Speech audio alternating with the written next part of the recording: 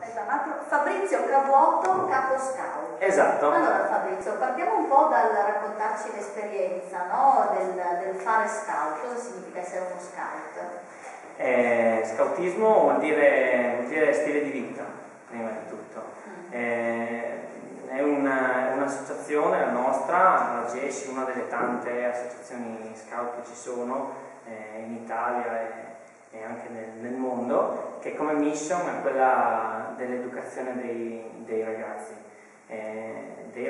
dai bambini di 8 anni fino a circa 21 di età, divisi in 3 diverse fasce a seconda giustamente della maturità e delle capacità cognitive che possono avere i ragazzi. Al termine di questo percorso educativo noi educatori vediamo quello che gergalmente chiamiamo l'uomo e la donna della partenza, che è una persona, un buon cittadino del mondo, così chiamato, una persona in grado di fare le proprie scelte in maniera consapevole e che può decidere a quel punto se proseguire il proprio percorso nello scoutismo, quindi fare della propria vita una vita dedicata agli altri, una vita di servizio, si può fare anche all'esterno dell'associazione oppure all'interno diventando degli educatori, dei capi, quindi passare dall'altro lato della barricata, come ho fatto io ormai quasi 10 anni fa. Ecco, tu perché hai deciso di avvicinarti allo scoutismo?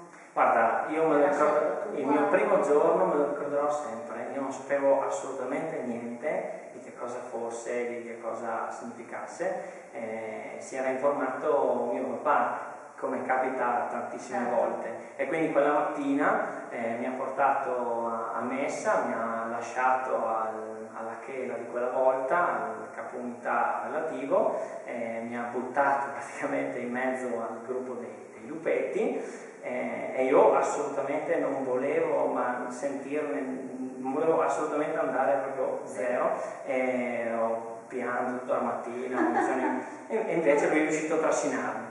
Alla fine invece, quando è venuto a prendermi, piangevo lo stesso, però per non andare via mi tenevo sulla rete e non volevo tornare a casa. Da quella volta poi è nata una passione che non è più finita. Non mi lascia. Avevo 8 anni quella volta, adesso ne ho un po' di più, però sì, la passione è rimasta. Senti, l'associazione gruppo, insomma, gli scout che rappresenti, come può contribuire a rendere il ricreatorio sempre più, un punto di riferimento per i giovani? Sicuramente continuando a utilizzarlo nelle nostre attività, anzi dobbiamo essere abbastanza grati al ricreatorio perché ci mette a disposizione le sue strutture per poter svolgere le nostre attività educative. Il ricreatorio è un luogo, questo sicuramente, però è un luogo di aggregazione dove poter crescere, però è un luogo un po' diverso rispetto a altri luoghi che possono esserci di aggregazione, con le regole che ci sono all'interno, con le associazioni che ci lavorano. È un posto dove davvero i ragazzi possono crescere, in un ambiente sano.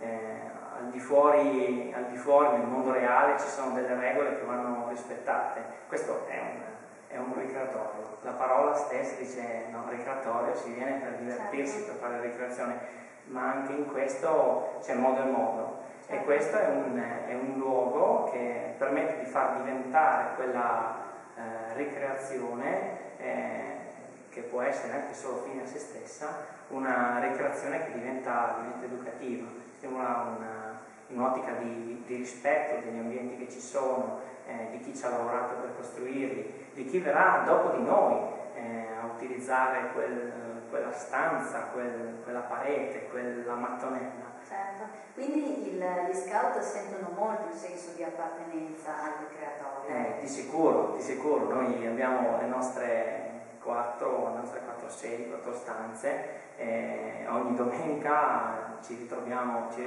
qui. Di sicuro sarebbe un po' difficile adesso pensare a un altro posto dove poter andare. Certo, cerchiamo di vivere le nostre attività tutta Cervignana, se è possibile, anche al di fuori di Cervignano, ma pensando ai lupetti, pensando alle coccinelle, c'è la loro tana, la loro grande quercia, è il punto di incontro, il punto di ritrovo, davvero è importante. E non è solo un luogo fisico, certo. No? È proprio un qualcosa che stimola il loro senso di comunità, il loro certo. far parte del gruppo di Cervignano, della comunità. Senti Fabrizio, come giudichi il ruolo educativo del ricreatorio all'interno della comunità di Cervignano? Guarda, se posso, su questo mi butto su un esempio, così mi viene più facile. Certo. Non so se hai mai sentito la storiella dei 2 topolini che sono caduti nel vasetto di panna. Mai sentito? No, va bene, vedi che sì, non si finisce mai di imparare. Sono questi 2 topolini che cadono in un vasetto di panna. Uno si arrende subito. E anche loro. No, uno si arrende subito e affoga, annega e muore. Questo potrebbe essere Cervignano senza il gruppo delle persone che gravita intorno al ricreatorio. Certo. Non solo noi educatori scout, ma tutte le persone che sono volte a questo, il consiglio del ricreatorio, certo. siamo in tanti.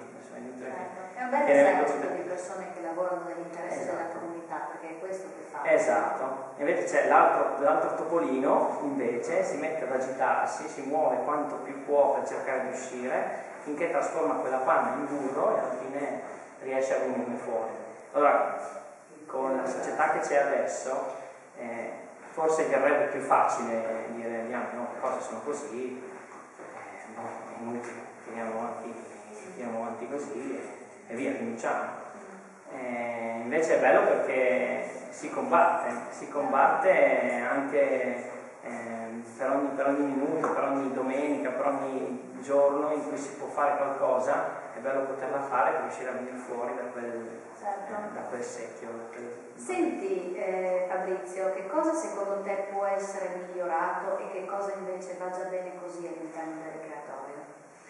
A me piace molto, parlando questa volta più che del luogo fisico, delle persone che ci gravitano, questo tentativo, questo cercare un legame tra le varie associazioni, degli incontri, dei gruppi, cercare una coesione fra tutti quanti. È una cosa che sto cominciando a sentire devo dire la verità, forse da poco tempo, e questo è positivo secondo me.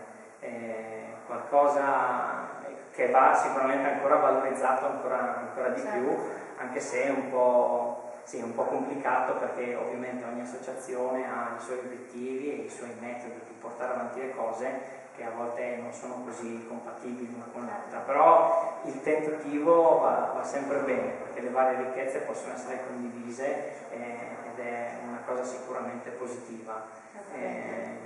Non so, qualcosa che si potrebbe fare invece di fisico, poi non so a che punto si è allenata la cosa, che da un po' che si ci lavora, è una parete in una delle sedi che sarebbe bello provare a vedere se si riuscisse è stata fatta già una richiesta, però adesso non so a che punto si è allenata la cosa, per ingrandire una delle 2 sedi che abbiamo a Canterreno. Se non si riesce si combina lo stesso, stiamo ancora andando avanti lo stesso. Un obiettivo che magari è raggiungibile. Poteva essere una cosa eventualmente, poi insomma, fattibile. Tra 5 anni il ricreatorio come sarà Cervignano? Tu ci sarai sicuramente. Spero di sì, davvero. Tra 5 anni spero di vederlo ancora più pieno di ragazzi, ancora più pieno di bambini, di giovani, che vengono qui non soltanto per divertirsi in maniera maniera fine a se stessa, ma con una precisa cognizione di causa. Che vengano qui per stare insieme agli altri, per condividere con loro le proprie gioie, i propri talenti e i propri limiti.